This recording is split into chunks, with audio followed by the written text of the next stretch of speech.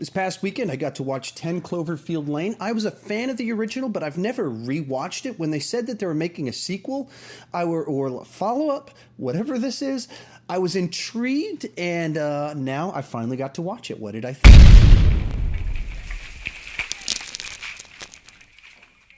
If you've seen the trailer for 10 Cloverfield Lane, what you know is that this is a movie about a girl trapped with a couple of guys, and you don't really know what's going on.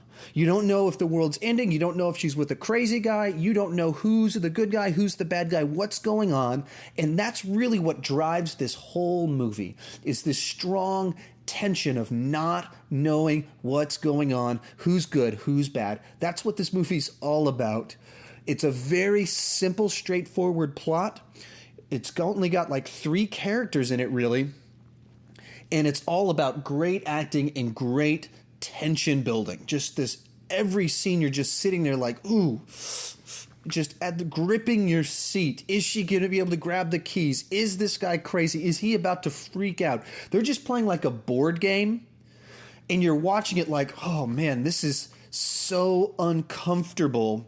And to give you a really strange comparison, and if you see the movie, you might be able to understand where I'm coming from. But if you watch the show The Office, there's an episode in the 4th season called The Dinner Party, where it's all about the most awkward group dinner, group date you've ever seen, and just people saying things that are making you uncomfortable, and you're just waiting for it to explode in tension. That's like this whole movie, is you don't know what's happening, when it's going to happen, and they're just playing board games, they're just eating a meal, and there's that tension, whereas The Office was funny. This is like that terrifying, like, oh no, like when is this whole thing going to snap?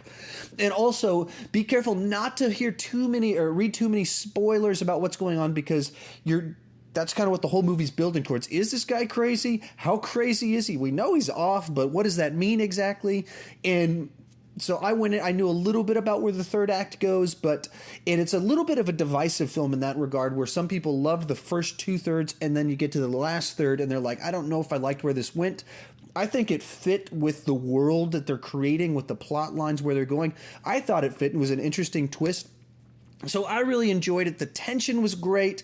The twist at the end, I wouldn't say is great, but it's good. It fits the movie. Overall, I'd give the movie a 7.5 out of 10. I enjoyed it. The acting is great. John Goodman is incredible in this movie. He's so creepy and unsettling, which is so interesting because of so many movies he's done where he's so pleasant and charming, and here he's just so much the opposite.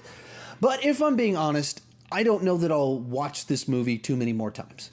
So I liked it as a single viewing experience. It's not one I would go out and buy. I just kind of like the original one. I enjoyed the experience of watching it, and I never rewatched it. And if I'm being honest, that's what this is for me. So if you were intrigued by the trailer really delivers on. That's the tone of this whole movie, this tension. And if you're excited about that, you'll like this movie. It's a solid movie through and through. It hits what it's aiming for. Simple, small story with lots of tension. If you like this review, please click the subscribe button and the like button, and thank you for viewing.